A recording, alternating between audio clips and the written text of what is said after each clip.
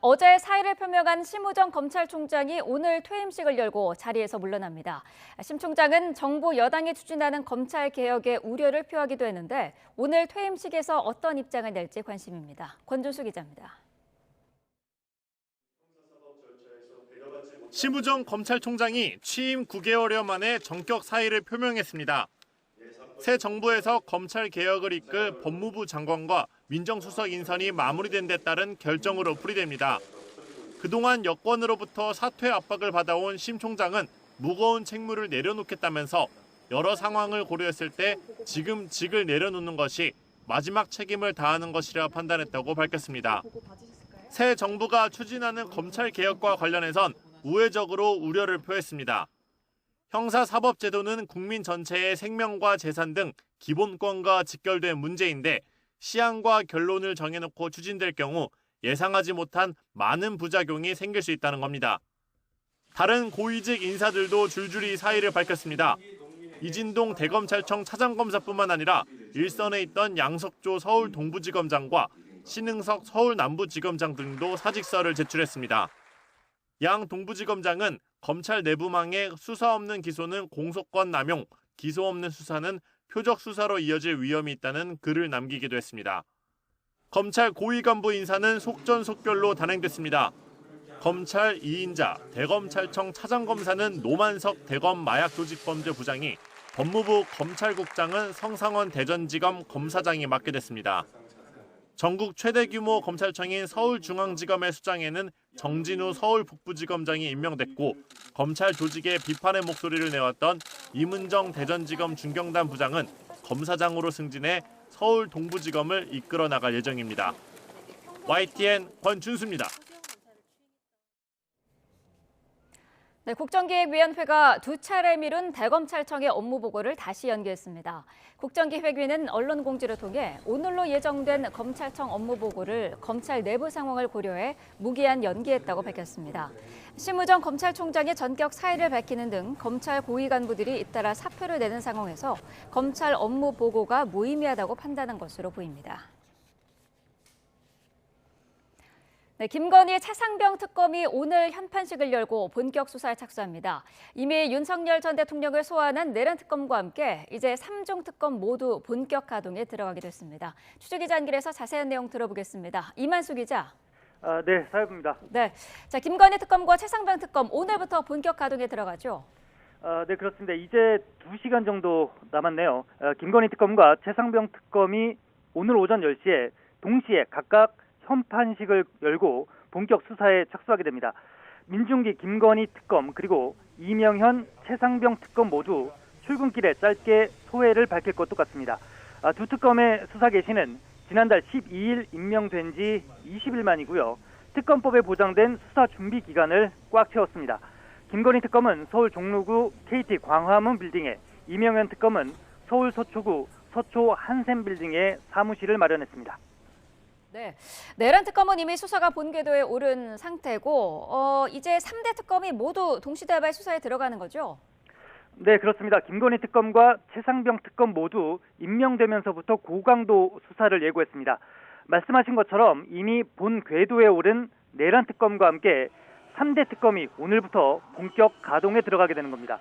먼저 내란 특검은 임명 엿새 만인 지난달 18일 수사를 개시하면서 윤석열 전 대통령에 대한 소환 조사까지 빠르게 진행하면서 속도전을 벌이고 있고요. 김건희 특검과 최상병 특검도 준비 기간 동안 수사 준비에 총력을 다해왔습니다. 검찰과 경찰, 공수처에서 사건을 이첩받았고 수사 밑그림을 치밀하게 그려온 만큼 수사는 어느 때보다 속도감 있게 전개될 것으로 보입니다. 네, 역대급 규모다라는 말이 나오는데 파견 검사만 100명이 넘죠? 네, 세계 특검의 파견 검사만 120명에 달합니다. 내란 특검이 60명으로 가장 많고요. 김건희 특검과 최상병 특검이 각각 40명과 20명입니다. 박근혜 국정농단 특검 당시 파견 검사가 20명이었는데 이것보다 6배 정도 큰 규모입니다. 수사 기간도 내란 특검과 김건희 특검이 최장 150일이고요. 최상병 특검은 120일입니다. 수사기간 연장 2번을 모두 사용할 경우에 올해 말, 그러니까 12월 초까지는 특검 전국이 펼쳐지게 됩니다. 네, 수사 내용이 실시간으로 공개가 좀 자주 될까요? 네, 보통 그 검찰과 경찰 등은 수사 과정에서 이 밀행성이라는 것을 굉장히 중요하게 여깁니다. 수사를 진행하는 중에 이런 내용들이 미리 언론에 알려지게 되면은 전체 수사 목표가 흔들릴 수 있다는 우려 때문인데요. 하지만 3대 특검은 좀 상황이 달라 보입니다. 특검법에 국민의 알 권리 보장을 위해서 피의 사실 외에도 수사 과정에 대해서 언론 브리핑을 할 수 있다. 이렇게 되어 있습니다. 때문에 내란, 김건희, 최상병 특검의 중요 소환 대상자라든지 수사 내용이 검찰이나 경찰 수사보다는 자주 공개될 가능성이 높아 보입니다. 또 다른 변수는 이 사무실 구조입니다. 이 내란 특검은 서울 고검청사에 있어서 소환된 인물들이 지하 주차장을 이용할 경우 노출이 되지 않습니다. 하지만 김건희 특검과 최상병 특검은 일반 상업 건물에 위치해 있습니다. 그렇기 때문에 윤석열 전 대통령 혹은 김건희 여사 등 중요 인물을 특검으로 부를 경우에 그대로 취재진에 공개될 가능성도 배제할 수 없겠습니다. 하나씩 좀 살펴보도록 하겠습니다. 내란 특검이 5일, 오는 토요일이죠. 오전에 윤 전 대통령 소환을 통보했는데 출석을 할까요? 네, 그렇습니다. 내란 특검이 말씀하신 대로 토요일입니다. 또 오는 5일 오전 9시에 윤석열 전 대통령을 특검으로 다시 나오라고 통보를 했습니다. 특검과 윤 전 대통령 측 2차 소환을 두고 신경전을 벌여왔는데 윤석열 대통령 측도 일단은 5일 출석하겠다는 입장입니다. 하지만 이 출석 시간을 두고서는 신경전이 계속되고 있습니다. 특검은 오전 9시까지 나오라고 요구했고요. 윤 전 대통령은 오전 10시 입장을 굽히지 않고 있는데 특검은 이 출석 시간 연기 요청을 불허하겠다라고 어제 저녁 늦게 취재진에 공지를 했습니다. 네. 자, 이 내란 특검 초반부터 기싸움이 대단한데 어떤 이유가 있을까요? 네, 이 조은석 내란 특검 그리고 윤 전 대통령이 수사 초기부터 강하게 충돌하고 있습니다. 치열한 기싸움을 벌이고 있다 이렇게 보셔도 될 것 같은데요. 조은석 특검은 초반부터 의혹의 정점인 윤 전 대통령부터 정조준하고 있습니다. 이후 계엄 선포 당시 국무위원이나 국민의힘 쪽으로 수사를 확대할 가능성도 배제할 수 없겠는데요. 또 윤 전 대통령이 당시 야당의 입법 횡포를 문제 삼기는 했지만 이 왜 계엄을 선포했고 또 이 계엄 선포의 목적이 무엇인지 아직까지 정확히 확인된 것이 없습니다. 때문에 조은석 특검 이 부분에 대해서도 집중 수사에 나설 것으로 보이고요. 반면에 윤 전 대통령 측은 이런 특검의 전략에 말려들지 않겠다는 전략으로 보입니다. 수사 과정 하나하나를 문제 삼으면서 특검 수사 흔들기에 나서고 있다 이렇게 보셔도 될 것 같은데요. 이 같은 윤 전 대통령 측 대응에 대해서 국민에 대한 사과는 없이 법기술을 총동원해서 자기 방어에만 나서고 있다는 비판도 나오고 있는 것도 사실입니다. 네. 김건희 특검도 관심인데요. 수사 대상 자체가 방대하지 않습니까? 네, 그렇습니다. 사실 12.3 비상계엄과 내란 의혹은 이 검찰 특별수사본부 또 경찰 특별수사단을 통해서 어느 정도 이 큰 얼개는 확인이 된 상황입니다. 그래서 더 큰 관심은 김건희 특검에 쏠리고 있는 것도 사실입니다. 도이치모터스 또 삼부토건 주가 조작 의혹은 물론 공천 개입과 건진법사 청탁 의혹 등 특검법에 나와 있는 수사 대상만 16개나 됩니다. 또 수사 과정 중에 인지사건도 모두 수사할 수 있게 돼 있어서 김건희 특검이 수사에 속도를 낼 경우에 파장은 오히려 더 클 수 있다는 분석도 나오고 있습니다. 자, 내란 특검이 윤 전 대통령부터 집중 수사하고 있는데 김건희 특검도 그렇다면 김 여사부터 정조준할까요? 네, 저희가 지금까지 특검 내부 쪽을 취재한 것을 보면 아직은 확답을 드리기가 쉽지는 않은 것 같습니다.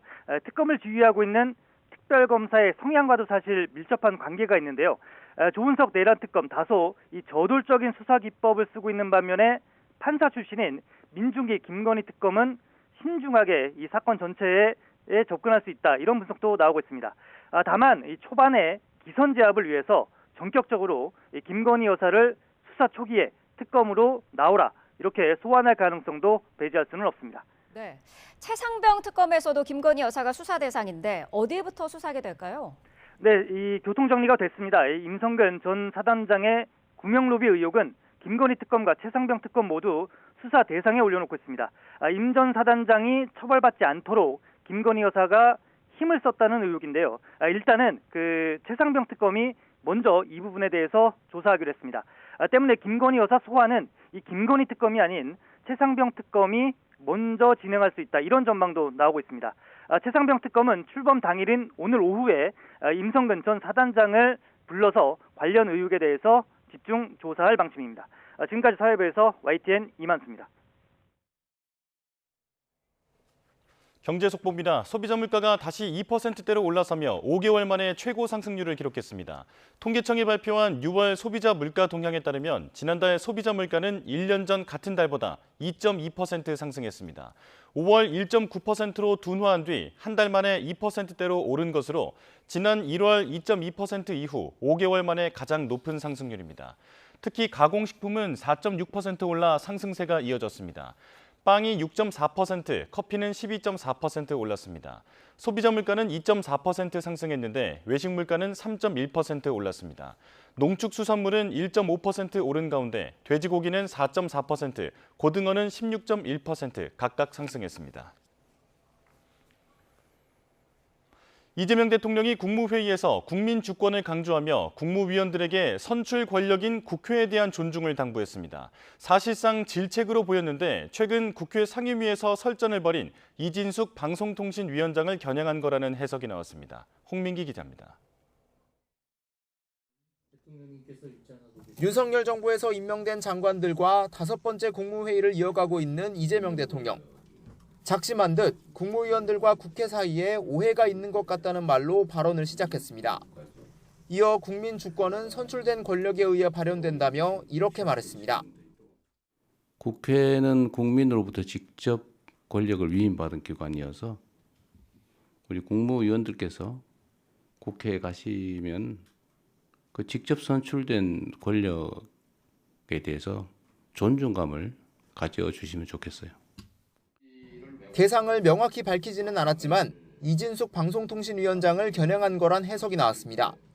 이진숙 위원장은 최근 국회 상임위에서 자신의 임기 등을 두고 최민희 위원장과 설전을 벌였습니다. 이진숙 위원장 개인의 임기와 관련된 부분은 동의 안 한다 이 말입니까? 법안이 법으로 통과되면 그때 말씀드리겠습니다. 이 대통령이 여대 야소 구도인 국회에 힘을 보태면서 불편한 동거를 이어가고 있는 윤석열 정부 국무위원들에게 경고를 보낸 거란 관측입니다. 여권 핵심 관계자도 이 대통령 의도를 짐작만 할 수밖에 없다면서도 이진숙 위원장을 염두에 둔 걸로 보인다고 말했습니다. 다만 대통령실 다른 관계자는 이 대통령이 이재명 정부의 공직자로서 자세를 당부하는 의미로 봐야 한다고 설명했습니다. 인사청문회와 추경안 심사를 앞둔 상황에서 이 대통령의 평소 생각이 드러난 대목이라는 겁니다. 특별한 질책성 발언은 아니었고요. 좀 서로 이렇게 좀 잘 해봐라는 정도의 권유로 그렇게. 이런 가운데 이 대통령은 오는 3일 조국혁신당 등 5개 야당 지도부와 오찬 회동을 하는 등 국회와 소통 행보를 이어갈 예정입니다. YTN 홍민기입니다. 이재명 대통령은 어제 국무회의에서 투자 수요의 부동산 쏠림 현상을 해소하겠다는 의지를 거듭 내비쳤습니다.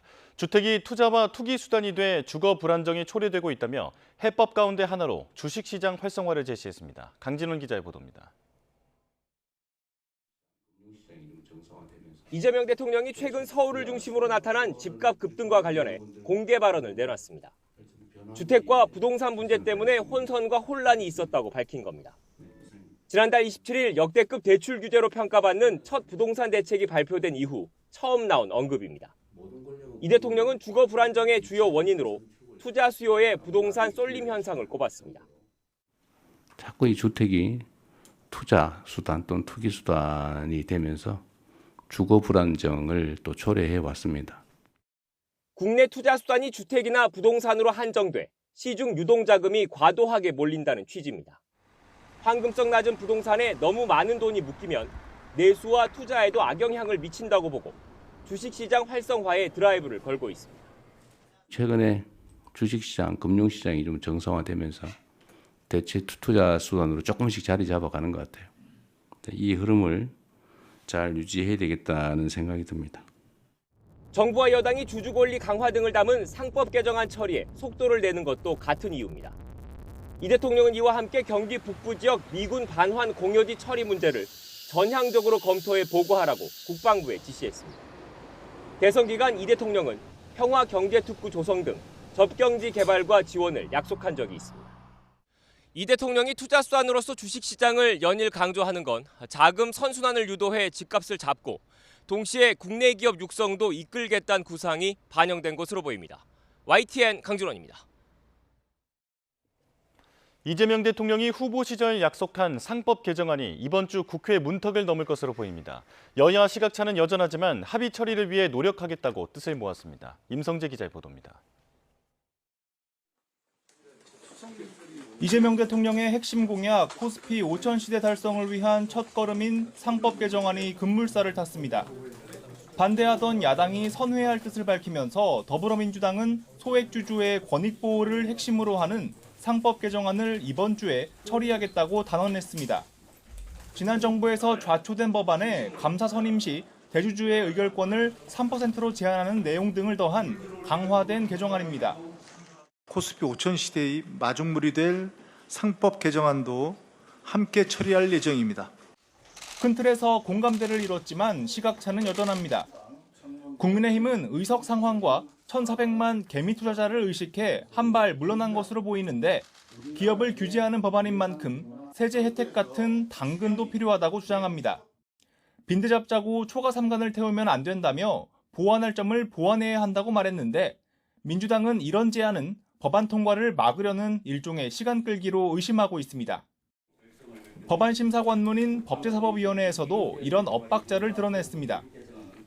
개인 투자자들의 권리를 전혀 찾아주고 하고 있지 않다. 이런 세상경을 쓰고 있습니다. 배임죄를 좀 완화한다든가 기업들의 그 여러 가지 경영권을 침해하는 이런 여러 가지에 대한 보호 장치가 필요하다고 생각하는데 여기에 대해서 깜짝 회동한 양당 지도부는 이런 이견을 계속 논의해 남은 기간 합의 처리하겠다고 약속했습니다. 가능한 합의 처리될 수 있도록 우리가 노력하겠다. 만약 그렇게 된다면 윤석열 정부에서 거부권으로 폐기됐던 일반 법안이 국회를 통과하는 첫 사례가 됩니다. 민주당은 법사위 심사를 거쳐 목요일 본회의에서 이 상법 개정안을 처리한다는 계획을 고수하고 있는데 압도적 의석수를 고려하면 국민의힘의 반발이 큰 변수는 되지 못할 것으로 보입니다. YTN 임성재입니다. 국회 법제사법위원회는 오늘 오전 법안 소위를 열고 주주 충실 의무 강화 등을 주요 내용으로 하는 상법 개정안을 논의합니다. 여야 원내대표가 상법 개정안을 합의 처리하는 데 뜻을 모은 만큼 여야는 소위 심사 과정에서 이견을 좁히기 위해 노력할 것으로 보입니다. 여당은 감사위원 분리선출 확대, 전자주주총회 도입, 감사 선임 시 대주주의 의결권을 3%로 제한하는 내용 등을 담은 법 개정을 추진하고 있습니다. 야당도 소액주주를 보호하자는 쪽으로 선회했지만 기업 세제 혜택도 함께 논의하자는 입장입니다.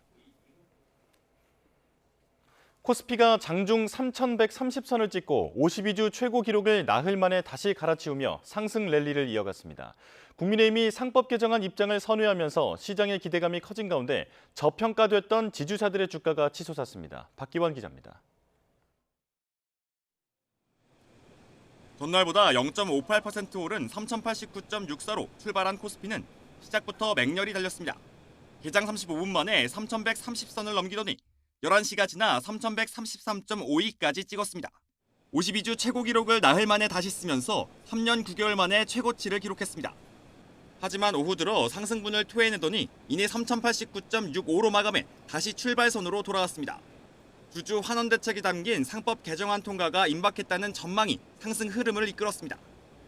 여기에 국민의힘이 개정안 반대에서 전향적 검토로 입장을 뒤바꾸며 시장의 기대감이 불어올랐습니다. 가장 크게 영향을 받은 건 주요 그룹의 정점이자 관리인 역할을 해온 지주사들입니다. HS 효성은 전거래일 대비 30% 가까이 껑충 뛰었고 크라운에테와 한화, SK지주도 좀처럼 없었던 상승폭을 기록했습니다. 대주주 중심의 회사라는 인식에 저평가됐지만 이제는 주주 권리 보장과 회사 자산에 비례한 주가를 주문하는 정부 기조에 맞춰야 하기 때문입니다. PBR, 그러니까 주가 순자산 비율 기준으로 못해도 0.8배 또는 1배까지 올려야 된다라고 얘기를 하는데 정부 안 수준으로 맞추게 된다면 주가를 끌어올리는 게 가장 쉬운 방법이거든요.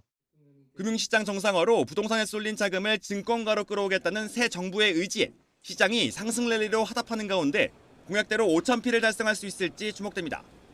YTN 박현입니다. 네, 계속해서 전국 이슈 자세히 짚어보겠습니다. 배종호 세한대 교수, 정연국 전 청와대 대변인과 함께하겠습니다. 어서 오십시오. 네, 안녕하세요. 네.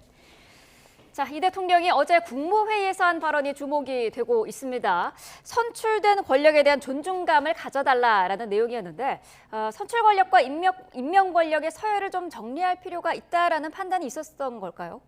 일단 우리나라의 권력 생성 과정을 보면 첫 번째로는 이 권력은 국민들에게 있고 국민들이 선택한 공직자들을 통해서 또 임명직 공직자가 만들어지는 것이 권력 생성의 원리니까 네. 이런 부분은 이제 대통령께서 헌법적 질서에 따라서 강조한 것으로 보여지는데 중요한 것은 국무회의 자리에서 대통령이 이 헌법적 위계의 질서에 대해서 왜 강조했느냐라는 것 아니겠습니까?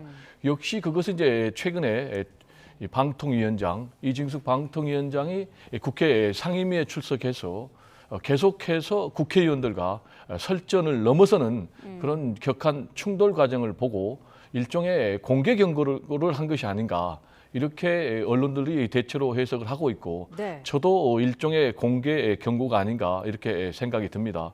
그 이유로는 첫 번째 지금 이재명 정부 같은 경우는 윤석열 대통령이 임명한 그런 국무위원들과 불편한 지금 동거를 하고 있는 그런 상황 아니겠습니까? 네. 그런데 이런 국무위원들이 국회에서 계속해서 충돌, 마찰을 불러일으킬 경우에 지금 이제 당장 인사청문회를 통과를 해야 되는데 이런 부분에 대해서도 굉장히 악영향을 미칠 수가 있다라는 부분.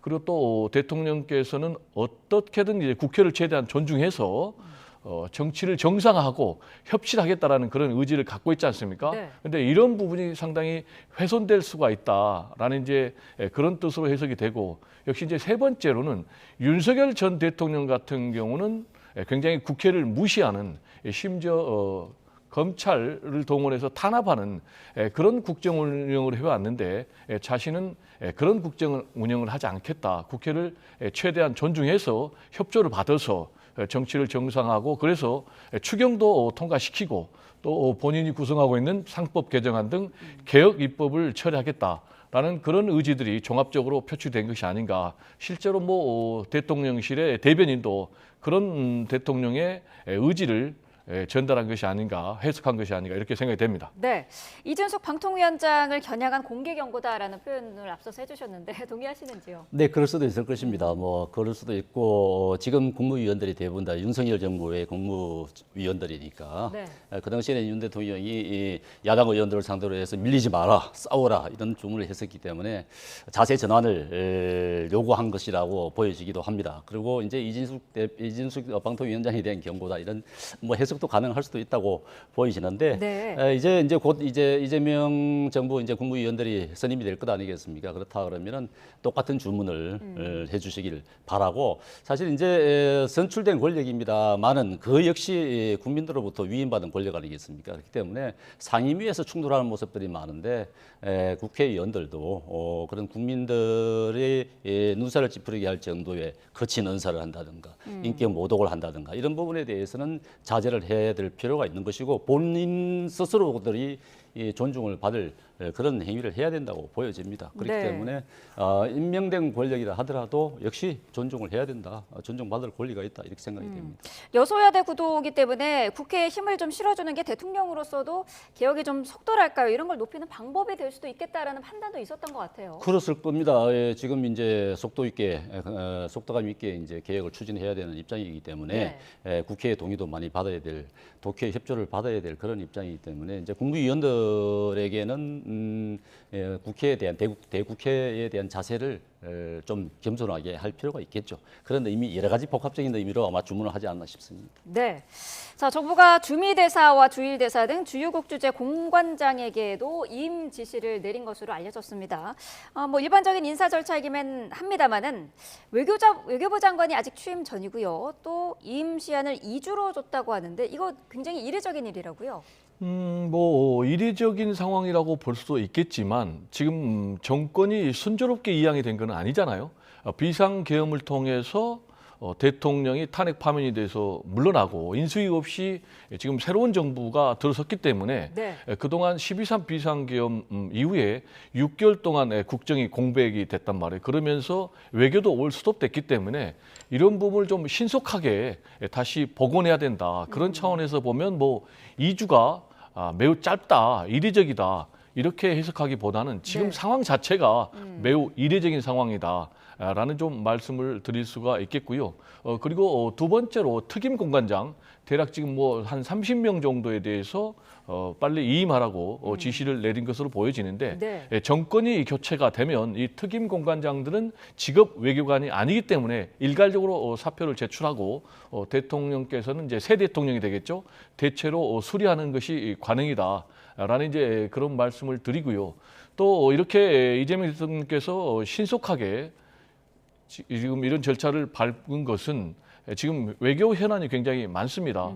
특히 이제 뭐 미국 같은 경우는 이제 관세 협상이 네. 있지 않습니까? 또 방위비 문제가 있지 않습니까? 그런데 기존의 대사를 가지고 과연 이런 문제를 처리할 수 있겠는가라는 문제. 그리고 또 우리 나라가 대통령이 새로운 공관장을 뭐 임명을 한다고 해서 그걸로 끝나는 것이 아니고 상대국에서 아그레망이라고 동의 절차를 해야 되거든요. 그러면 이제 나라에 따라 다르지만 뭐 어떤 나라에서는 이제 수개월 정도 시간이 걸리기 때문에 이런 부분에 대해서는 좀 신속하게 처리하는 것이 맞는 방향이 아닌가 이렇게 생각이 됩니다. 네, 후임도 지금 내정이 안 된 상태인데 불러들이는 거 괜찮은 상황인가? 외교적으로는 괜찮나 이런 우려도 있더라고요.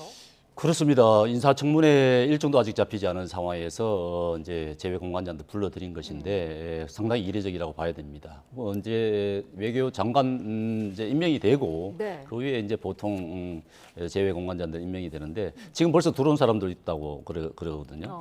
근데 사실 이 외교부의 제외 공관장들은 사실 외교 자산들이 굉장히 풍부합니다.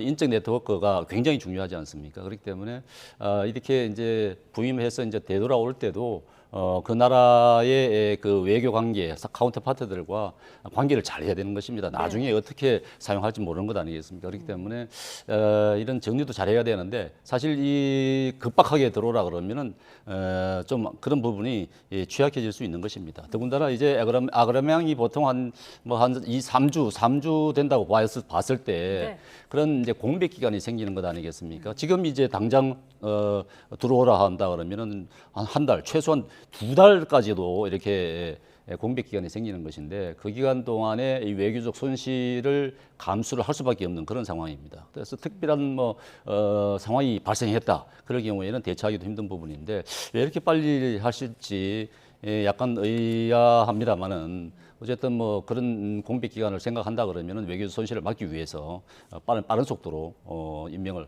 하고 또 아그레망 신청을 해야 될 것으로 보입니다. 네, 공공기관장의 임기를 대통령과 일치시키는 방안도 논의되고 있는데 이거는 어떤 이유 때문일까요? 뭐 이거는 이재명 새 정부 초기에만 있는 것이 아니고 정권이 교체되면 늘 문제가 제기되곤 해요. 그리고 또 정권을 잡은 측에서 왜 알박기 인사를 하느냐라면서 이제 문제 제기를 하고 있는데 네. 이 부분과 관련해서는 뭔가 좀 제도적인 법적인 보완이 필요하겠다.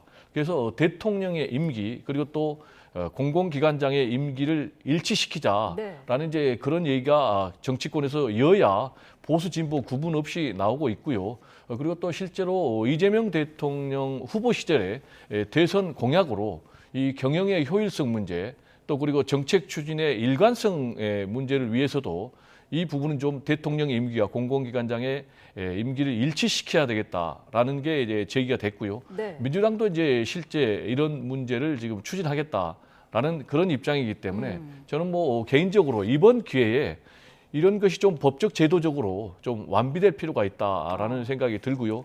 그리고 이제 이 공공기관 운영의 문제는 현재 기재부 산하에서 하고 있는데 이걸 지금 앞으로 뭐 국무총리 직속으로 옮기는 방안도 국정기획위에서 지금 검토하고 있기 때문에 어떤 방법이든지 이런 문제는 이번 기회에 좀 바로잡을 필요가 있다라는 좀 말씀을 드리고 싶습니다. 네, 임기를 일치시키는 부분에 대해서 부작용이랄까요? 그런 건 없을까요? 네, 정부가 바뀌면 항상 이 문제가 불거지는데 사실 우리가 기억이 뚜렷하지 않습니까? 전현희 권익위원장 현 정부 내내 임기를 끝내고 나왔습니다. 네. 그럼 이제 알박기 인사다, 대표적인 알박기 인사인데 왜 안 나가느냐, 사퇴해라 하고 하면서 여당이 굉장히 이제 공격도 하고 했는데 야당 그 당시에 민주당은 끝까지 버텨라 해서 임기를 다 채우고 나오지 않았습니까? 그 전에 이제 한상혁 방통위원장도 마찬가지인데 이게 이제 입장이 바뀌어가지고 이제 더 이상 우리는 못 봐주겠다, 내려와라 이러는 거 아니겠습니까? 민주당의 지금 당대표 후보 두 분은 지금 이진숙 위원장 보고 추석 전에는 내려와야 된다, 끌어내려야 되겠다 이렇게 공언을 하고 협박을 하고 있는데 이 바람직한 모습은 아니죠. 아닌데 사실 이 공관장 어느 정부가 출범을 하든지 간에 이 공관장과 대통령과의 임기를 맞춰야 되는 부분 아니냐 하는 얘기들이 나옵니다. 당장 나오는데 그게 이제 당장 내 이익이 이제 눈앞에 보이기 때문에 나는 하기 싫다 하는 것인데. 이번 기회에 한번 여야가 분명히 협의를 해야 될 부분입니다. 네. 왜냐하면은 각 정부가 다 같은 입장에 있기 때문에 그런 것인데 이번에 만약에 하지 않는다 그러면은 민주당이 아마 법을 만들어서라도 아마 공관장들 지금 기관장들 아마 임기 끝내라고 할 것입니다. 지금 이제 조직 개편을 단행하겠다는 것 아니겠습니까? 그런 형태를 갈 것인데 법을 만드는 데 대해서는 민주당 부담이 없죠. 뭐 얼마든지 만들어낼 수 있으니까. 그런데 이것은 이제 국가를 위해서 그렇다 그러면은 여야가 정말 머리를 맞대서 언제부터 어느 형태로 어떻게 할 것이냐 이런 부분에 대해서 좀 심도 있게 논의를 좀 했으면 좋겠습니다. 네, 김민석 국무총리 후보자 인준 얘기를 해보겠습니다. 국민의힘이 어제는 대통령실 앞에 찾아가서 현장 의총도 열었는데 인준을 강행하면 정부의 몰락이 시작될 것이다 이런 말도 했더라고요. 이제 김민석 총리 후보께서는 이제 뭐 총리 당연히 되겠다고 하시겠지만은 사실 그렇지 않습니까? 국민들의 지지를 받지 않고 임명이 됐다 그러면은 그게 결국은 정부에 대한 신뢰를 깎아먹는 형태로 가게 될 것입니다. 그렇기 때문에 신중해야 된다는 것이 국민의힘 입장인데 지금까지 뭐 김민석 후보에 대한 의혹들이 다 해소가 됐느냐? 그렇지 않지 않습니까? 이게 사실 인사청문회라는 것은 국민 면접인데 우리 이제 신입사원 뽑을 때 말이죠. 자기소개서 봤는데 첨부된 근거 자료는 하나도 없고 다 화려한 말뿐이다. 그 면접해보면 다 바로 드러나지 않습니까? 다 들통나고 돼 있는데 그런 부분으로 봤을 때 그런 신입사원 뽑겠습니까? 국민들 입장에서는 지금 면접을 통과했다고 볼 수 있겠습니까? 그렇지 않잖아요. 그렇기 때문에 문제 제기를 하는 것인데 대통령 입장에서도 좀 신중하게 물론 내일 아마 통과시킬 것으로 생각이 됩니다. 그렇지만은 좀 신중해야 된다는 부분에 대해서는 국민의힘 입장에서는 더 그렇게 강조를 할 수밖에 없는 부분입니다. 네, 내일 국회 본회의에서 이제 표결은 이루어질 것으로 보이는데 민주당은 신속 처리하겠다는 입장이잖아요. 네, 그렇습니다. 지금 뭐 말씀드린 대로 국정이 6개월 넘어서 지금 7개월째 공백 상태에 있는데 네. 새 정부가 하루빨리 내각을 구성을 해서 정부를 좀 정상적으로 출범시켜야 되는 것 아니겠습니까? 특히 이제 이재명 대통령 같은 경우는 국무총리에게 내각 국무위원들 제청권을 주겠다. 그러면 이제 이 김민석 총리 후보자가 국회에서 인준이 안 되면 내각 구성이 계속 늦어지는 거예요. 그렇기 때문에 뭐 더 이상 양보할 수 없다. 그래서 뭐 국회의장도 동의를 한 그런 상황이기 때문에 7월 3일 이게 국회에서 처리가 될 것으로 보여지고요. 네. 그리고 대통령의 인사는 국정의 방향에 대해서 국민들에게 알리는 일종의 대국민 메시지입니다. 그래서 이런 부분은 최대한 야당도 존중해 줄 필요가 있다라는 말씀을 드리고요. 그러면은 이러한 인사에 대한 책임은 대통령이 오롯이 지는 거거든요. 그런데 지금 보면은 김민석 총리 후보자에 대해서 여론조사에 따르면은 전체적으로 찬성하는 입장이 반대 입장보다 훨씬 높거든요. 그리고 또 이재명 대통령의 인사에 대해서도 무려 60% 이상이 잘한다라는 그런 여론조사도 있기 때문에 지금 여기에 대해서 계속해서 국민의힘에서 발목을 잡으면 잡을수록 민심과는 반대로 가는 그런 길이다. 그리고 오히려 더 민심과 계속해서 멀어질 것이다라는 말씀을 좀 드리고요. 지금 뭐 의총을 대통령실 앞에 가서 여러 가지고 뭐 정부 몰락에 시작이 될 것이다. 심지어는 뭐 대통령 재판을 받아라라는 얘기까지 하고 있는데 네. 이런 것들은 제가 볼 때는 너무나 선을 넘어도 많이 넘었다. 그래서 이렇게 잘못된 방향으로 가게 되면 오롯이 그 모든 정치적인 책임이 국민의힘에 돌아갈 것이다. 저는 국정을 굉장히 망치고 6개월 이상 실종시킨 그런 책임에 대해서 지금이라도 통감을 한다면 적극적으로 실제로 또 민주당 같은 경우는 초대 한덕수 국무총리 후보자에 대해서 167석을 갖고 있기 때문에 반대하면은 인준을 부결시킬 수도 있었어요. 네. 그럼에도 불구하고 찬성 당론으로 통과를 시켰잖아요. 근데 국민의힘 같은 경우는 반대를 시킬 힘도 없어요. 근데 지금 반대만 하고 있거든요. 그래서 좀 개인적으로 국민의 한 사람으로서 좀 바른 길을 가는 야당의 모습이 지금은 필요하다라는 점을 좀 강조하고 싶습니다. 네. 반대를 위한 반대를 한다, 국정 발목잡기를 한다, 이렇게 얘기를 하는데 네. 큰 국민의힘의 조언으로 받아들여야 될 것입니다. 사실 그 과거 정부를 봤을 때 우리 국무총리는 그래도 어느 정도 사회적으로 신망이 있고 학계에서도 그 신망이 있고 공무원 세계에서도 그래도 믿을 만한 분이다 이렇게 평판을 받는 분들이 하는 것 아니겠습니까? 그만큼 무게를 가진 분들을 찾으려고 노력을 했고 그랬잖아요. 그런데 그만큼의 무게에 해당되지 않는다고 하는 것이 이제 국민적인 시각인 것으로 보면은 거기에 대한 비판적인 여론이 있다는 사실을 스스로 이제 정부에서도 깨달아야 될 것입니다. 네, 추경에 대한 여야 공방도 어제 계속해서 이어졌는데 국가 재정에 미치는 영향에 대해서 여야 의견차가 좀 극명했습니다. 민주당은 이 추경안도 내일 통과시키겠다는 거죠? 네, 민주당 입장에서는 이 추경을 양보할 수는 없을 것 같아요. 이 추경에 대해서는 민주당은 이제 윤석열 대통령 시절에도 계속해서 강조를 했는데 그때도 당시에 여당이죠, 국민의힘 그리고 또 뭐 정부, 대통령 다 재정 건전성을 이유로 반대를 했는데 지금 재정 건전성이 이렇게 악화된 것은 누구의 책임이냐? 윤석열 정부의 책임 아니겠습니까? 법인세를 뭐 인하한다라든지 해가지고 부자 감세를 통해서 세수 펑크가 뭐 80조에서 90조까지 이르게 됐단 말이에요.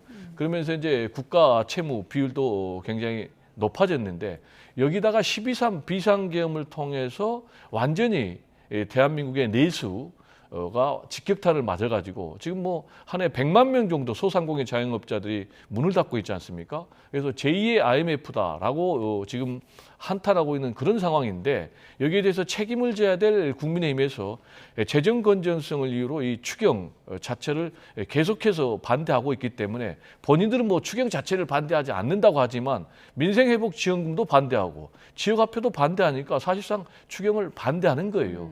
그러면서 빚잔치를 한다고 그러는데 국가가 빚잔치를 차라리 떠안는 게 낫다. 지금 국민들은 살 수가 없는 거예요. 소상공인 자영업자.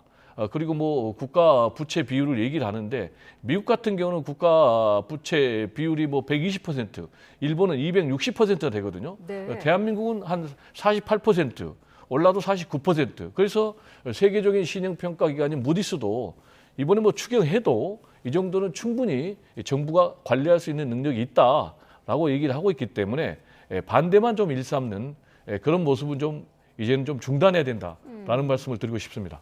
어제 추경안을 의결을 하면서 국민의힘은 의석수상 반대하는 데 한계가 있기 때문에 합의 처리가 아니라 절차적인 협조를 하는 거다. 그러면서 내용상으로는 선명한 반대를 남긴다 이렇게 다시 한번 강조를 했더라고요. 네, 이제 현금성 살포에 대한 경계를 얘기하는 것이죠. 지금 말씀하신 대로 뭐 국가 부채 비율이 일본은 뭐 260%, 뭐 미국은 120%라는데 민주당이 그렇게 주장하는 부분은 굉장히 위험한 거예요. 그것은 미국이나 일본은 기초통화 국가지 않습니까? 그건 가능해요. 부채가 있어도 가능하단 말입니다. 그걸 갚을 능력이 됩니다만은 우리는 부채 비율이 높아지면은 갚을 능력이 안 되는 거예요. 지금도 이게 지금 이자만 한 해 26조까지 나가고 있습니다. 그걸 어떻게 나중에 계속 부채 비율이 높아진다 그러면은 감당을 하겠습니까? 그렇기 때문에 현금성 살포에 대한 그런 경계를 얘기하는 것이지 추경을 반대하는 게 아니에요. 추경 필요합니다. 지금 경제 살리기 위해서는 당장 급하죠. 급한데 예를 들어서 지금 이번에 31조 추경 아니겠습니까? 네. 그렇다 그러면은 이게 다 22조. 그 가운데 한 22조가 아마 적자 부채를 발행해야 될 거예요. 국채를 발행해야 됩니다. 국채라는 것이 빚입니다. 빚인데 그럼 그게 국민에게 얼마나 돌아가느냐? 45만 원 정도 돌아간다는 거예요. 45만 원. 그러니까 15만 원 국민들이 15만 원 받고 45만 원의 빚을 떠안는 그런 경우가 되는 것입니다. 그렇기 때문에 현금성 살포를 경계하자는 것이에요. 그러니까 빚탕감 같은 경우도 그렇습니다. 빚탕감이 예전 정부도 말씀하신 대로 과거 정부도 빚탕감 해준 적이 있어요. 있지만은 그렇지만 빚의 성격, 그러니까 악성이 아니냐, 악성 채무가 아니냐 이런 부분을 따져서 60% 해주자, 90% 해주자, 아니면 이자만 감면해주자 이런 형태의 탕감을 해주는 것이지 이번에는 소각입니다. 완전히 없애주는 것이란 말이에요. 네. 그렇기 때문에 더 신중해야 된다는 것이고 또 하나는 제가 생각하기에는 이렇게 현금을 살포하는 것보다도 어떤 뭐 SOC를 한다든가 국책 사업을 한다든가 건설 경기를 살려가지고 일자리를 만들어가지고 노동의 대가 그런 땀 흘려서 얻은 대가를 갖다 보람을 얻게 한다든가 이런 형태로 해서 돈을 돌리게끔 이렇게 해주는 방법이 훨씬 더 국가에 도움이 되는 것 아니겠습니까? 그런 네. 의미에서 간다 그러면은 현금 살포에 대해서 굉장히 경계를 한다, 조심을 해야 된다 하는 그런 얘기를 국민의힘에서 하고 있는 것입니다. 네.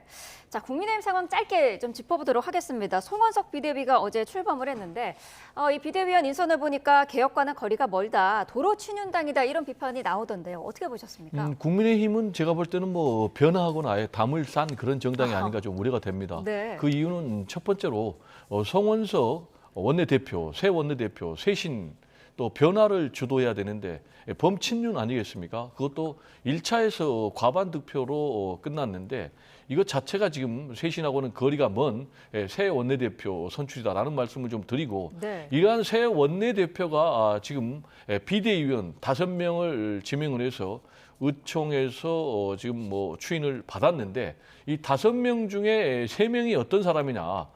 박덕흠 의원을 비롯해서 탄핵을 반대하고 또 윤석열 전 대통령에 대해서 체포영장 집행하니까 그 현장에 가가지고 체포영장 집행 반대하는 그런 목소리를 낸 그런 사람들이거든요. 네. 그러면은 여전히 윤석열 전 대통령을 안고 가겠다, 선긋기 안 하겠다. 그리고 또 12.3 비상계엄이 이미 헌법재판소에서 탄핵으로 심판이 끝났고 그리고 또 내란 수계에 대한 지금 수사가 진행 중인데도 계속 같이 가겠다는 거예요. 그러면서 또 한다는 말이 뭐 혁신정당위원회, 뭐 혁신정당을 만들겠다. 그리고 또 전당대회를 가야 되겠다라고 얘기를 하고 있는데 제가 볼 때는 이건 뭐 스스로 자기 모순이고 과연 이 국민의힘 어떤 길을 가게 될지 지금 상황에서는 쇄신과는 거리가 먼 그런 방향으로 계속 가고 있는 것이 아닌가. 좀 우려가 됩니다. 네, 혁신위도 구성을 해야 되는데 어제 송원석 원내대표가 안철수 의원도 만났는데요. 혁신위원장직을 받아들일 가능성이 있을까요? 안철수 의원은 이제 혁신 쪽에 관심이 많고 네. 혁신위원장 아마 생각이 있을 수도 있습니다만은 지금 이제 송원석 대표가 얘기하듯이 혁신 전당대회를 하자 이런 얘기가 나오지 않습니까? 이 혁신이 국민의힘 혁신이 많이 꾸려봤습니다만은 사실 효과가 없었어요. 그렇기 네. 때문에 지금 그럴 시간도 없습니다. 지금 당장 혁신이라는 것은 바로 적극적으로 또 국민들이 원하는 기대 이상의 혁신을 빨리빨리 해야 되는 것인데 지금 이미 늦었잖아요.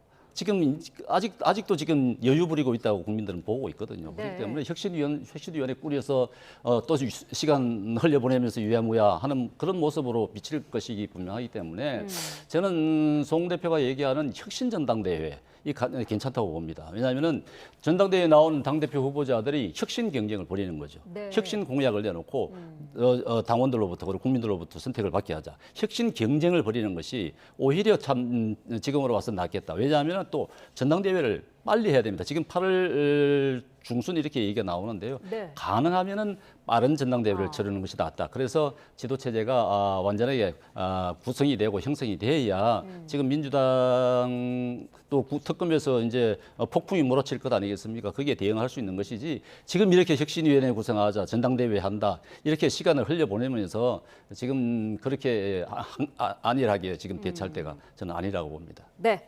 자, 오늘 두 분 말씀을 여기까지 듣겠습니다. 배종호 세한대 교수, 정연국 전 청와대 대변인과 함께했습니다. 고맙습니다. 네, 감사합니다.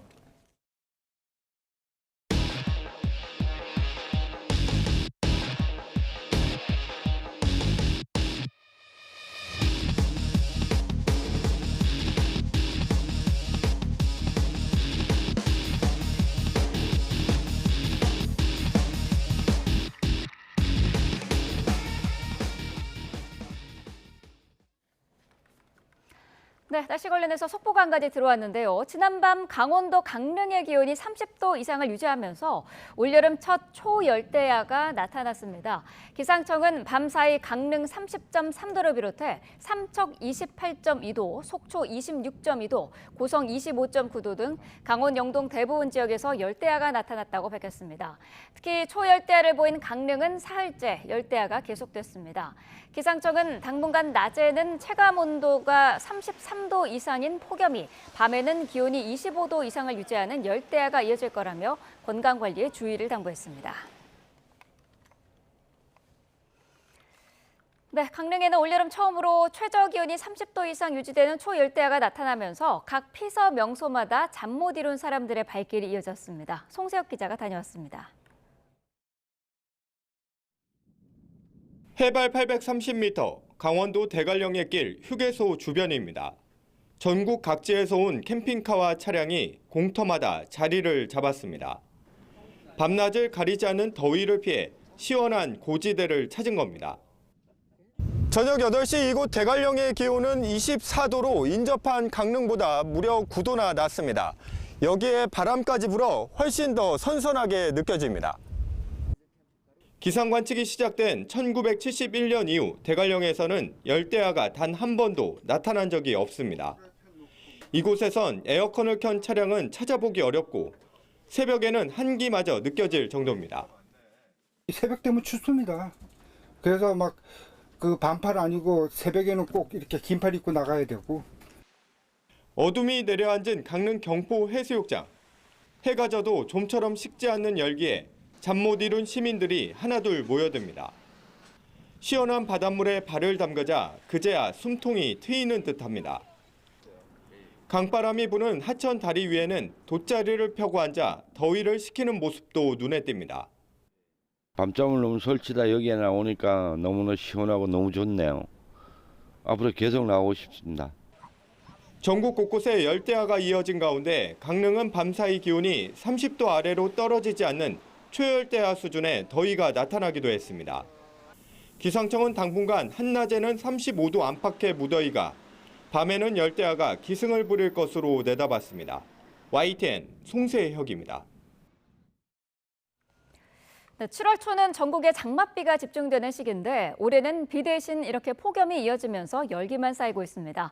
전국 대부분 지역에 폭염특보가 내려진 가운데 체감온도 35도 안팎의 무더위가 계속됩니다. 강민경 기자입니다. 장맛비 대신 폭염의 기세가 연일 거세지고 있습니다.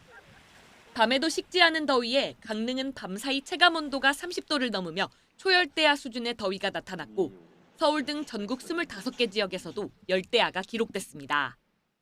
밤낮 없는 찜통더위에 폭염특보는 연일 확대됐고 경보로 격상되는 지역도 늘었습니다. 어제 내륙 곳곳에 한때 강한 소나기가 내리고 용인에는 호우주의보까지 내려졌지만 대부분 지역의 체감온도는 여전히 35도를 오르내리는 더위가 이어졌습니다. 전국적인 폭염은 오늘도 이어질 전망입니다. 고온다습한 북태평양 고기압이 우리나라를 덮으면서 당분간 전국 대부분 지역의 최고 체감 온도가 33도를 넘겠고 열대야가 나타나는 곳도 있겠습니다. 기상청은 다음 주까지 뚜렷한 비 소식 없이 무더위가 계속될 걸로 내다봤습니다. 북태평양 고기압이 세력을 확장해 우리나라를 덮으면서 장맛비를 뿌리는 정체전선이 북쪽으로 밀려 올라갔기 때문입니다. 장마는 정체전선이 완전히 북상하면 종료되는데 일본 기상청은 오키나와와 규슈 등 남부 지역에 대해 평년보다 20일 정도 빠르게 장마 종료를 공식 선언했습니다. 하지만 우리나라 기상청은 아직 기압계 상황이 유동적인 만큼 장마 종료를 단정하기에는 이르다는 입장입니다. 현재 북태평양 고기압은 필리핀 동쪽 해상에는 열대 요란에 의해 우리나라 부근으로 확장해 있는 상태입니다. 하지만 아직까지 북태평양 고기압이 최성기에 달하진 않은 상태이기 때문에 이후 열대 요란이 사라진 뒤 북태평양 고기압이 어떻게 자리를 잡느냐에 따라 향후 장마에 대한 전망이 조금 더 구체적으로 보일 것으로. 장맛비가 자취를 감추고 폭염이 기승을 부리고 있지만 아직은 기압계의 변동성이 큰 만큼 안심하긴 이릅니다. YTN 김민경입니다. 오늘도 찜통더위는 계속됩니다. 폭염 경보가 내려진 지역에서는 한낮 체감온도가 35도를 웃돌겠고 그 밖에 대부분 지역에서도 33도 안팎으로 오르고 있습니다. 이와 함께 경기 북부와 강원 북부에서는 오후 한때 5에서 20mm의 소나기가 예상됩니다.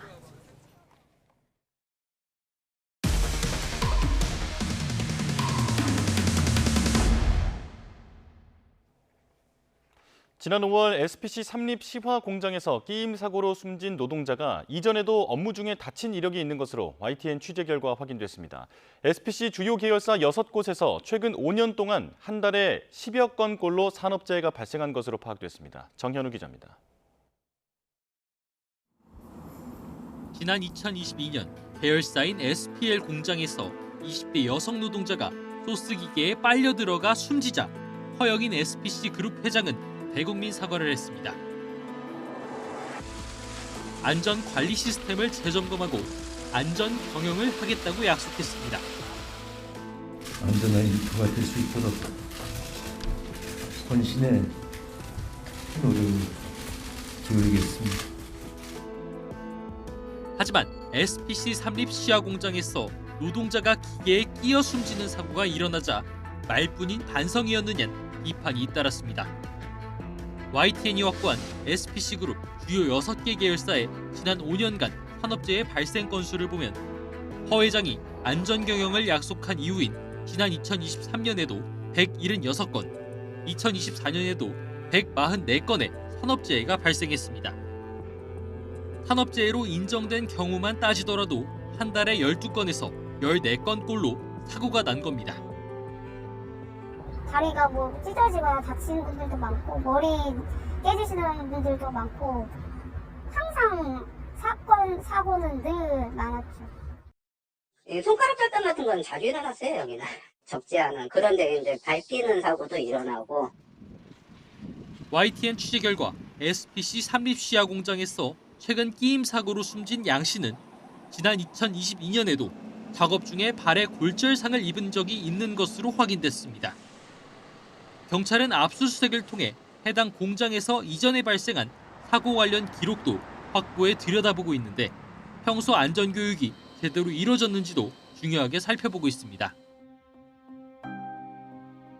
이제 뭐 안전교육이라고 미팅하기는 하는데 이제 그냥 교육 받았는지 서명하는 정도의 사인만 받고요. 그걸 갖다 이제 안전교육을 하는 게 아니라 그냥 이름 쓰고 체크하고 이제 그 안전교육 내용이 아니라 그냥 작업 지시 바쁘니까. SPC 측은 안전교육 부실 정황을 묻는 YTN 취재진 질의에 사고 원인, 경위와 관련된 사안으로 관계 당국에서 중점적으로 조사 중인 것으로 알고 있다고 답했습니다. 사망 사고가 난 공장은 작업 중지 조처가 해제돼 재가동에 들어간 가운데 그동안 안전 관리가 제대로 이루어졌는지 경찰과 노동당국에 엄정한 수사가 필요해 보입니다. YTN 정현우입니다. 고등학교 1학년 6월 전국연합학력평가 영어 영역 정답이 사전 유출된 사건과 관련해 경찰이 일부 학원 강사를 입건한 것으로 확인됐습니다.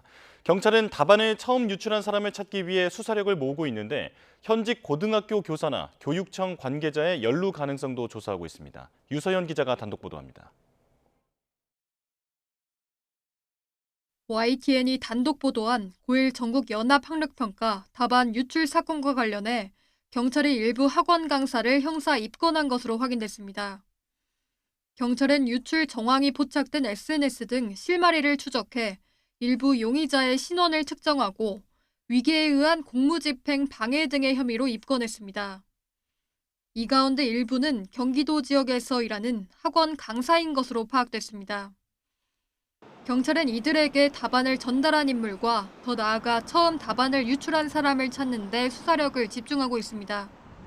특히 시험 종료 전 고등학교 1학년 해설지에 접근할 수 있는 권한이 있는 현직 고등학교 교사나 교육청 관계자가 연루됐는지도 조사하고 있습니다.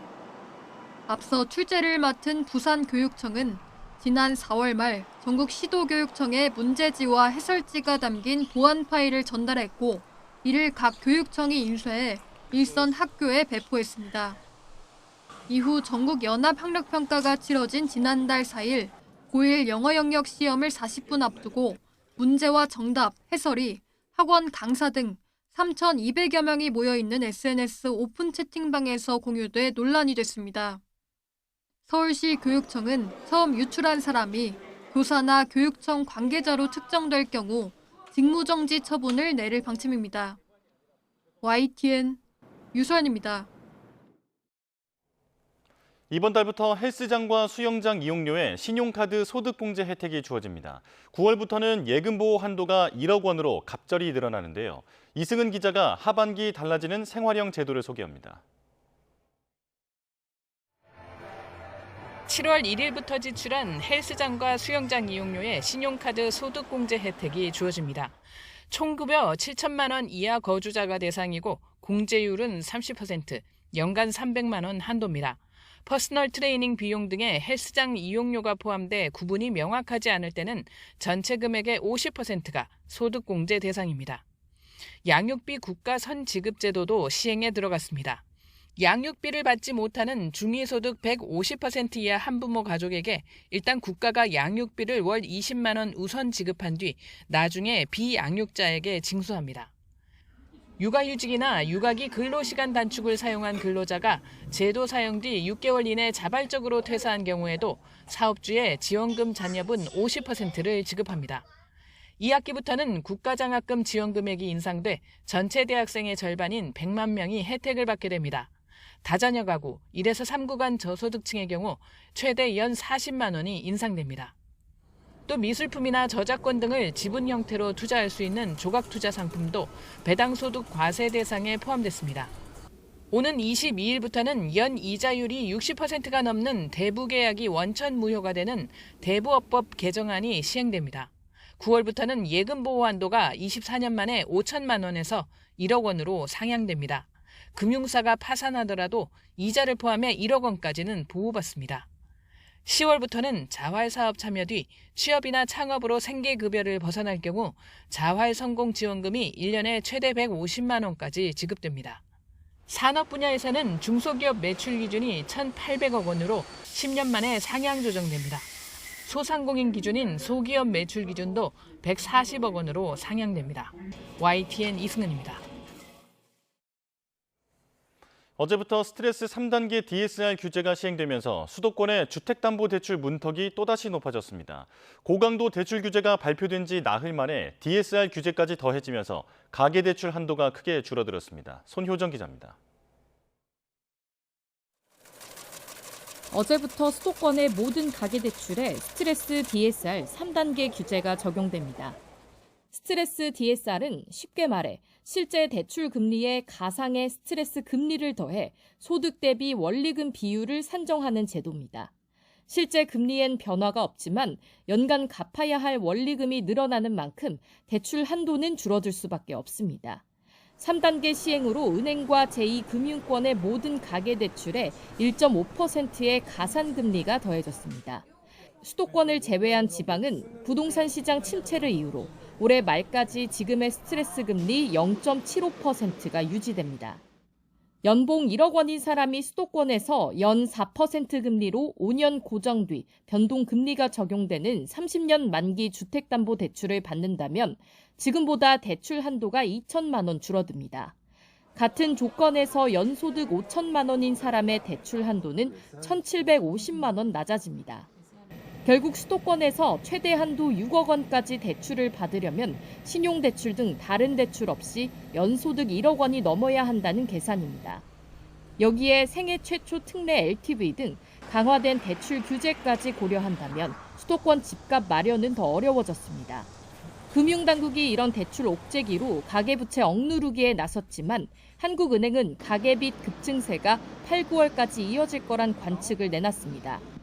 주택시장을 자극하지 않기 위해 기준금리 인하도 신중히 결정하겠다는 계획인데 집값이 잡히지 않는다면 규제지역 확대 등 추가 규제안이 필요하다고도 정부에 제안했습니다. YTN 손효정입니다. 트럼프 미국 대통령이 상호관세 유예 연장을 생각하지 않고 있다면서 24%였던 일본에 대한 상호관세율을 최대 35%로 높일 수 있다고 압박했습니다. 중앙은행인 연방준비제도의 제롬 파월 의장은 관세가 없었으면 금리를 더 인하했을 거라고 응수했습니다. 뉴욕에서 이승윤 특파원입니다. 트럼프 대통령은 상호 관세 유예 기간 마감 시한 연장을 고려하지 않고 있다고 밝혔습니다. 또 일본과 합의에 도달할지 불확실하고 회의적이라며 24%인 일본에 대한 상호 관세율을 30%나 35%로 높일 수 있다고 말했습니다. No, I'm not thinking about the pause. I'll be writing letters to a lot of countries with Japan. They're very tough. You have to understand they're very spoiled. I love Japan. 다만 인도와는 무역 합의를 할 가능성이 있다고 밝혔습니다.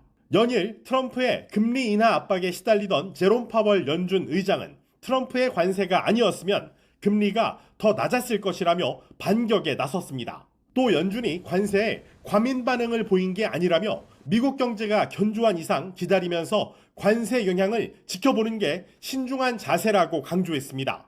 파월은 트럼프의 공격에 대한 질문에 임무에 집중하고 있다고 답했고 이창용 한국은행 총재 등은 동의한다며 박수를 보냈습니다. Maximum employment, price stability, financial stability, and that's what we focus on, 100%. We would do exactly the same thing as our colleague Jay Powell does. The same thing. Yeah, right? Yes. 이에 트럼프는 내년 5월 임기가 만료되는 파월의 후임으로 두세 명을 염두에 두고 있다고 응수했습니다. 미국 재정 적자 확대가 우려되는 트럼프 대통령의 크고 아름다운 법안이 미 상원을 통과한 가운데 파월 의장은 연방 재정 운영 방향이 지속 가능하지 않다며 우회적으로 비판의 목소리를 냈습니다. 뉴욕에서 YTN 이승윤입니다.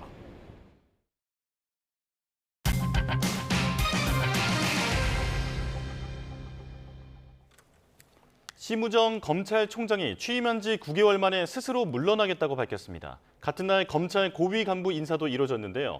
향후 진행될 검찰 개혁 과정 그리고 특검 전망까지 검찰 출신 김광삼 변호사와 얘기 나눠보겠습니다. 어서 오십시오. 네, 안녕하세요. 네. 자, 지금 심우정 검찰총장이 어제 전격 사의를 표명했는데요. 바로 메시지 들어보겠습니다. 범죄를 처벌하고 국민을 범죄로부터 지키는 국가의 형사사법 시스템은 국민의 기본권과 직결된 문제입니다.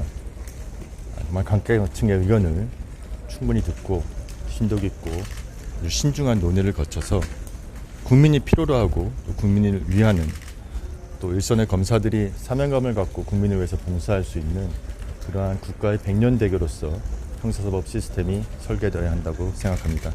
제가 자세한 내용은 퇴임사로 말씀드리도록 하겠습니다.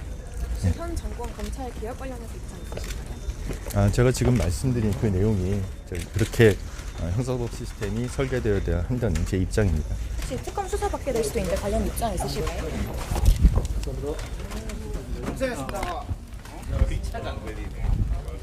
자, 심우정 검찰총장 어제 사의를 밝혔는데요. 오늘 지금 출근길에 짧게 메시지를 밝혔습니다. 자, 어제 사의를 밝히면서 냈던 입장문에 담긴 내용과 대동소이한 내용인데 형사사법제도는 국민 전체의 생명 그리고 신체 재산 등 기본권과 직결된 문제다라는 메시지를 다시 한번 밝혔습니다. 자, 9개월 만에 사퇴를 하게 된 건데요. 자, 김광삼 변호사와 얘기 나눠보겠습니다. 자, 지금 시점에 사표를 낸 배경 어떻게 보고 계십니까? 이건 제가 볼 때는 예상했던 일이죠. 일단 이제 심우정 검찰총장이 이전에 이제 윤 전 대통령이 임명한 검찰총장 아닙니까? 그러면서 이제 김건희 여사 사건이랄지 여러 가지 상황에서 보면 너무 윤 전 대통령의 편향된 수사를 한 게 아니냐. 이건 이제 야당으로부터 굉장히 공격을 많이 그 당시 야당이죠. 민주당으로부터 공격을 많이 받았고 결과적으로 지난 대선 때 이제 정권이 바뀌었어요. 그러면 이제 정권이 바뀌었으면 당연히 현 정부에서 임명하는 이제 검찰총장이 대부분 이전에 보면 임명되는 게 사례였고 아마 이제 본인 입장에서는 계속 버틴다 하더라도 임기가 2년이지만 사실은 이 임기 2년이 어떤 기속력이 있는 건 아닙니다. 1988년도에 사실 이제 검찰의 독립성을 위해서 임기 2년이 사실 이제 법으로 제정이 됐거든요. 그런데 25명의 검찰총장이 있었는데 사실 임기를 세운 검찰총장은 9명밖에 없었어요. 그만큼 검찰총장의 자리는 이제 정권에 의해서 변동이 있는 휘둘리는 이제 그런 자리라 볼 수 있어요. 그런데 이제 심우정 검찰총장은 이제 그대로 총장직을 수행하기는 굉장히 어려운 측면이 있죠. 왜냐하면 현 여당 민주당에서 수사를 받으라고 계속 압력을 가하고 있고요. 그다음에 또 본인이 총장으로 있으면서 수사했던 김건희 여사에 대한 사건들이 전부 다 특검으로 넘어갔지 않습니까? 그런데 특검 수사를 앞두고 있고 그다음에 계속적으로 있으면 이제 허수아비 총장밖에 될 수 없어요. 그러면 검찰총장 입장으로서는 오히려 검찰이 이제 부담이 되는 이제 그런 사안이기 때문에 이제 본인이 사의를 표명한 것이다 이렇게 볼 수 있겠습니다. 예. 이제 앞으로는 특검 수사 대상도 될 것이다 이렇게 말씀을 하셨는데 그 부분은 조금 뒤에 짚어보도록 하고 심 총장이 지금 이재명 정부가 추진하는 검찰개혁 방안에 대해서 계속 우려의 목소리를 내고 있지 않습니까? 부작용이 생길 수 있다라고 발언했는데 어떤 부분을 우려하는 걸까요? 여러 가지 있을 거예요. 그런데 뭐 구체적인 얘기는 하지 않았지만 일단 이렇게 서둘러서 할 게 아니고 학계 전문가 이런 사람들의 의견이 필요하다는 거고요. 그다음에 이제 국민의 기본권과 관련해서는 이제 여러 가지가 사실은 문제는 있긴 하죠. 왜냐하면 검찰청 또 검찰이 이제 수사권을 이제 폐지하는 거잖아요. 결과적으로 따지면 그 수사를 못하게 됐을 때 경찰에서 수사한 사건에 대해서 이의 신청했을 때는 어떻게 할 것이냐랄지 기존에 이제 항고제도랄지 이제 재항고제도 이런 것들이 있거든요. 예. 국민의 어떤 민원을 어떻게 보면 해결해주는 이제 그런 제도인데 이제 그런 것들을 어떻게 할 것인지 그다음에 지금 우리 대한민국 검찰이 이제 수십 년 동안 쌓아온 전문적인 이제 수사 노하우가 있거든요. 전문성이 있는데 그런 것들이 이제 사라질 수 있기 때문에 이런 것들을 어떻게 승계시킬 것인지랄지 그래서 특히 이제 가장 중요한 것은 이제 국민의 기본권과 관련된 문제예요. 왜냐하면 이제까지 이제 경찰이라는 수사기관이 있었고 검찰이라는 수사기관이 있었고 경찰에서 수사가 미진했을 때 또 검찰이 또 수사를 보완 수사도 할 수 있고 그랬는데 이제 아예 그 어떻게 보면 법원까지 가는 과정 또는 뭐 무혐의랄지 불송치했을 때의 어떤 거기에 대한 어떤 구제책 이런 것들이 아직 구체적으로 나온 게 없기 때문에 여러 가지 이제 부작용이 있을 수 있다는 점을 심 총장이 지적을 한 거다 이렇게 볼 수 있습니다. 예. 자, 검찰 고위 간부 인사도 눈여겨볼 만한 점인데 일단 심 총장에 앞서서 이진동 대검차장 그리고 양석조 서울 동부지검장, 신흥석 서울 남부지검장 등 전 정부 검찰 지휘부가 사의를 표명했습니다. 그리고 여기에 새로 임명된 사람들이 이문정 그 대전지검 부장검사 그리고 김태훈 서울고검 검사 여기에 정진우 서울 북부지검장 노만석 대검 마약조직범죄부장 각각 요직을 맡게 됐는데 여기에서 가장 눈에 띄는 점이 아무래도 이문정 검사가 아닐까 싶거든요. 지금 인사 어떻게 보십니까?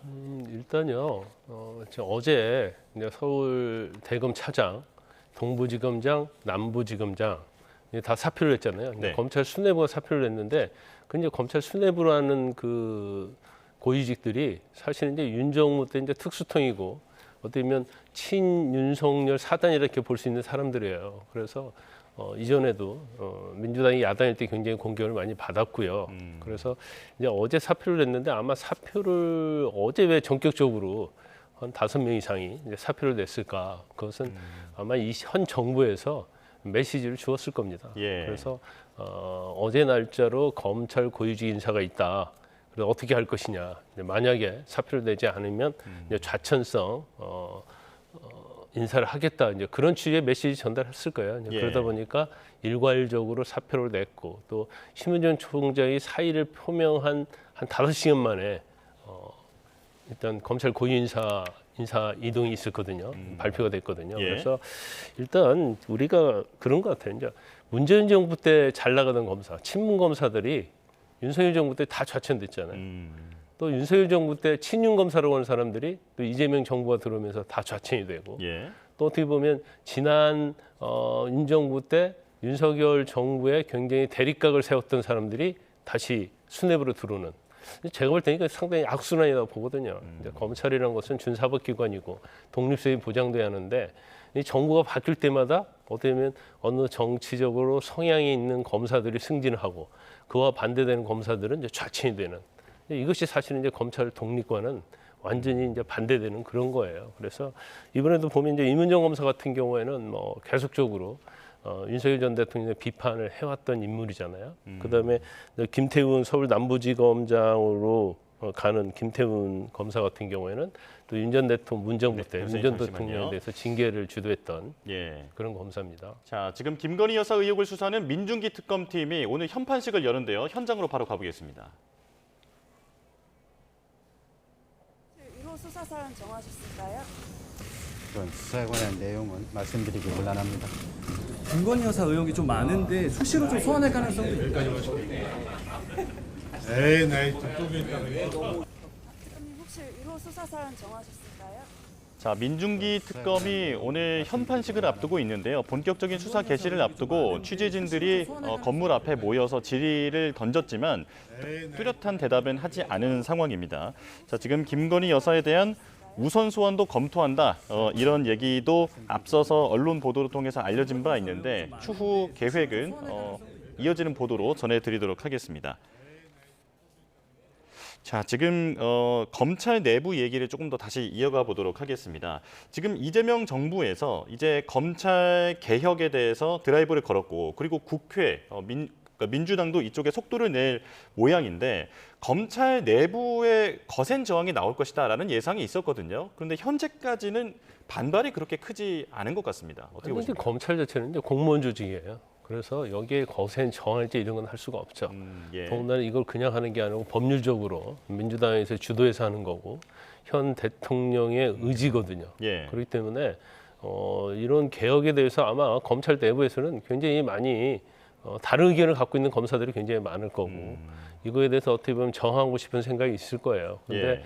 이걸 뭐 단체적 행동을 한다랄지 그래서 이걸 저지할 수 있는 내용은 아니단 말이에요. 그렇기 때문에 검찰이 어떻게 보면 굉장히 강한 것 같아도 예. 하나하나 검사들 자체를 보면 어떻게 보면 뭐 독립된 기관이라고 얘기는 하지만 사실은 어떠한 권력에 맞서서 하기에는 굉장히 어려운 측면이 있죠. 그래서 내부적으로는 굉장히 아마 술렁일 겁니다. 더군다나 검찰 기관이 검찰청이라는 것이 폐지가 되고 공수처 수사청으로 가게 되면 아마 이제 본인들이 과연 공소청으로 갈 것인지 수사청으로 갈 것인지 또 검사의 지위는 계속 유지를 하는 것인지 이제 그런 거에 관심이 굉장히 많을 거예요. 그런데 이 현재의 어떤 상황에서 그걸 저항한다거나 아니면 단체 행동하기에는 굉장히 어려운 측면이 좀 있죠.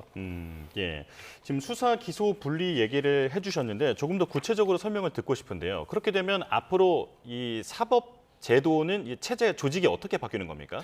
근데 이제 법적으로 이렇게 완전하게 그림이 나오지 않았어요. 그러니까 단지 이제 전체적으로 보면 이제 검찰청은 폐지를 한다는 거고요. 그래서 기소만 전담하는 이제 공소청을 남겨둔다는 거고 어떻게 보면 이제 검찰청이 공소청으로 바뀐다 이렇게 볼 수 있을 것 같아요. 네. 그래서 기소만 전담을 하는 것이 되겠죠.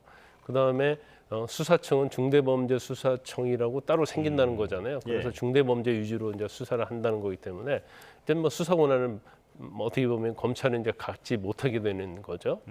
그러다 보니까 사실은 지금 아까 우리가 인사이동했었잖아요. 그런데 수사권이 없는 검찰은 사실은 힘이 없는 거거든요. 예. 그러니까 검찰이 또는 중수청에서 수사해서 송치를 하면 거기에 대해서 기소 권한만 있는 거예요. 그리고 기소가 되면 재판 공소유지 그것밖에 없기 때문에 사실은 뭐 옛날처럼 검사장이랄지 이제 총장의 어떤 권한 자체가 뭐 이게 우리가 양으로 따지기는 어렵지만 뭐 3분의 1, 4분의 1 정도로 한 축소를 된다 이렇게 보면 될 것 같습니다. 그래서 사실 뭐 큰 그림은 그거예요. 일단 검찰의 수사권을 없앤다는 거고 그 수사권은 이제 중대범죄수사청, 중수청에다가 이것을 부여를 해서 거기서 이제 수사하게 만든다는 거기 때문에 어떻게 보면 이제 검찰 자체는 이제 수사기관으로서는 이제 아무런 권력이 없는, 힘이 없는 이제 그런 기관을 이제 전략을 하는 거죠. 예.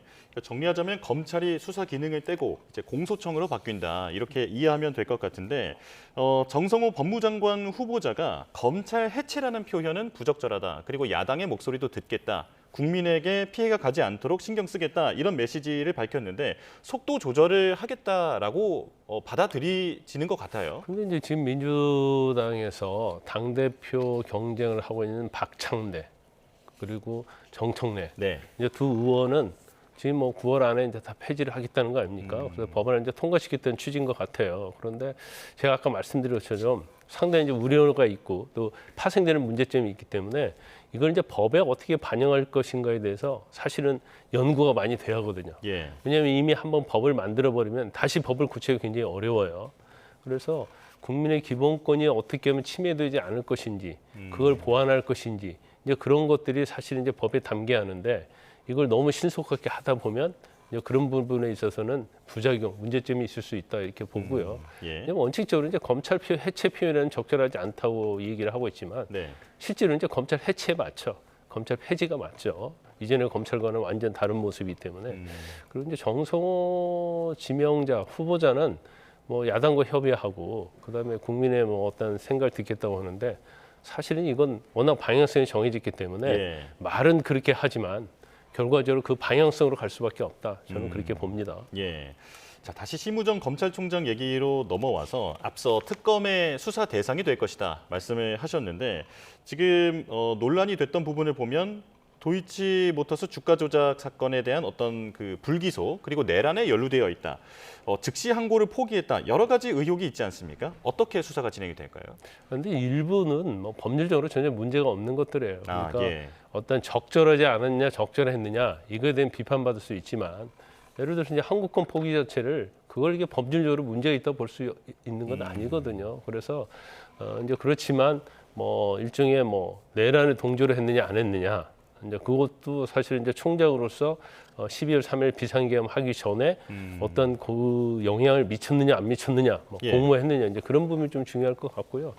이제 특검의 수사 대상이라는 것이 제가 볼 때는 물론 뭐 직권남용으로 이제 그런 걸 수사할 수 있는데 중요한 것 중에 하나는 김건희 여사와 특히 관련된 부분에 있어서 이제 어떤 영향을 미쳤느냐 수사의 결과에 특히 이제 민정수석과 개인적으로 통한 내역 이런 것들이 또 이게 밝혀졌거든요.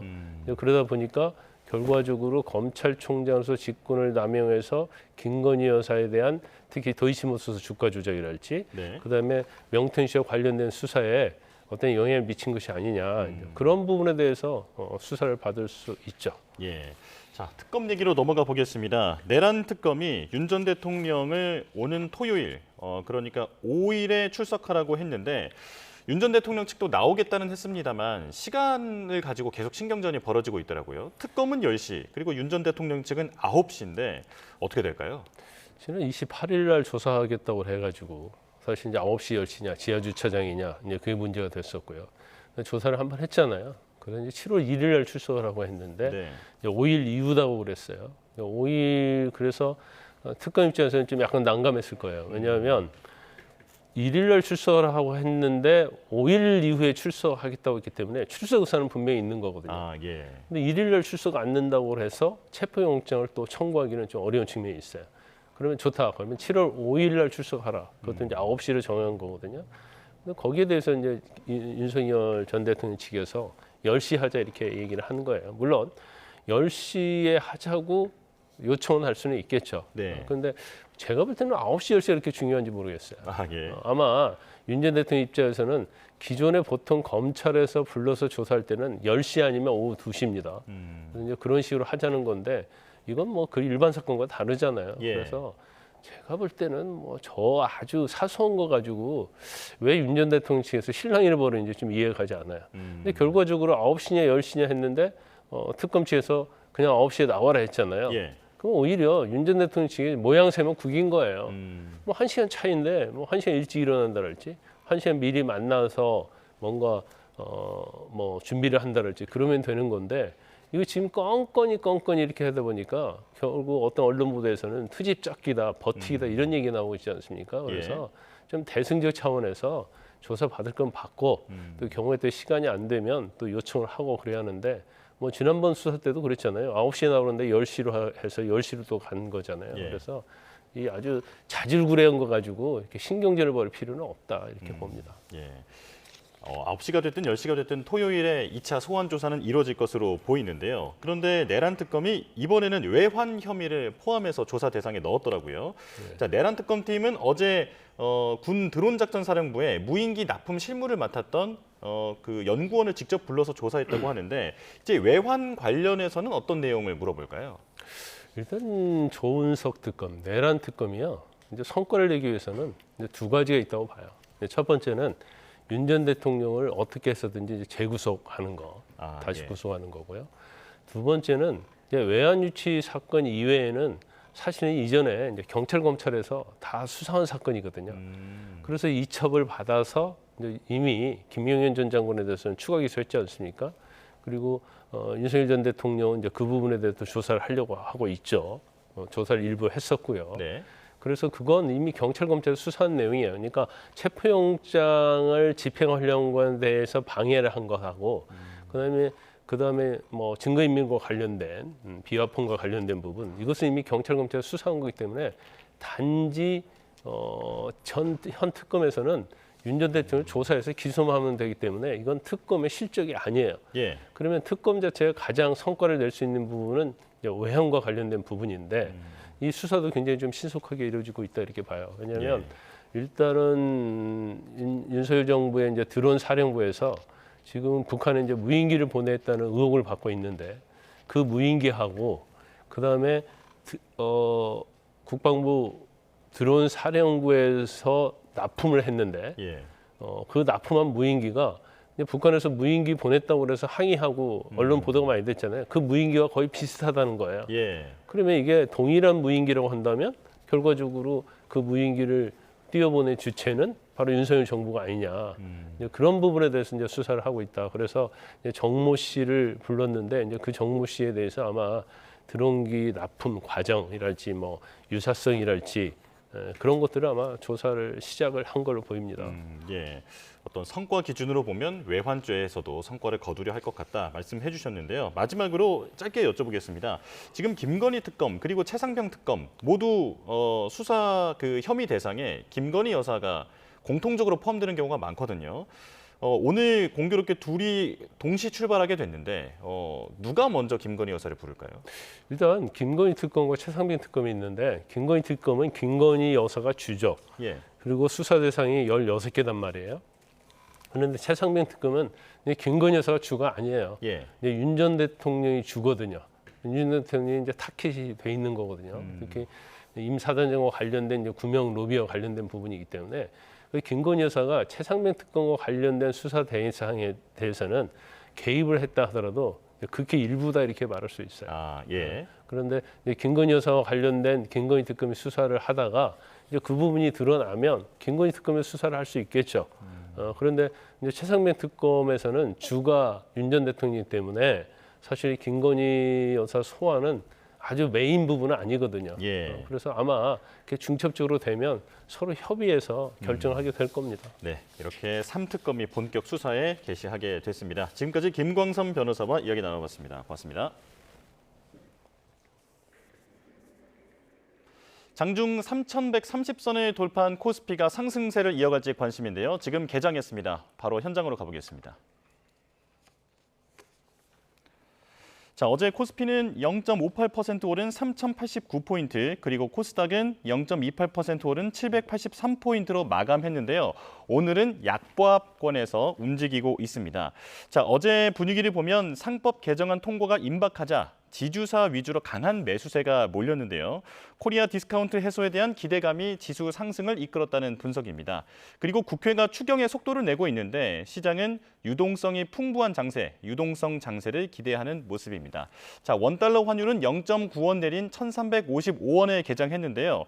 최근 원달러 환율을 보면 등락은 있지만 달러 약세가 이어지면서 큰 흐름에서는 우하향하고 있습니다. 오늘은 0.9원 내린 1,355원으로 개장했습니다. 자세한 경제 소식도 이어지는 뉴스에서 전해드리겠습니다.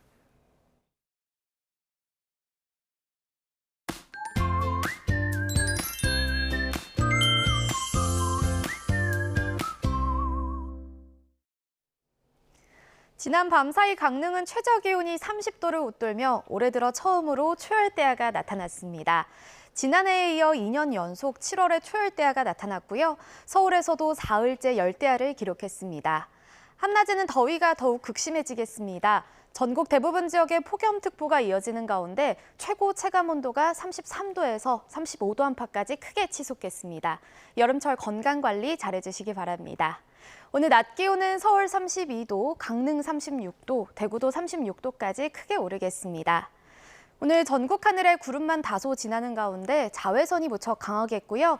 저녁까지 수도권과 강원, 영남 내륙에는 대기 불안정으로 인한 소나기가 예상됩니다. 남은 한 주간 장맛비는 쉬어가겠지만 밤낮 없는 더위가 계속될 전망입니다. 날씨였습니다. 네, 뉴스업 수요일 순서 마칩니다. 내일 다시 뵙겠습니다. 고맙습니다.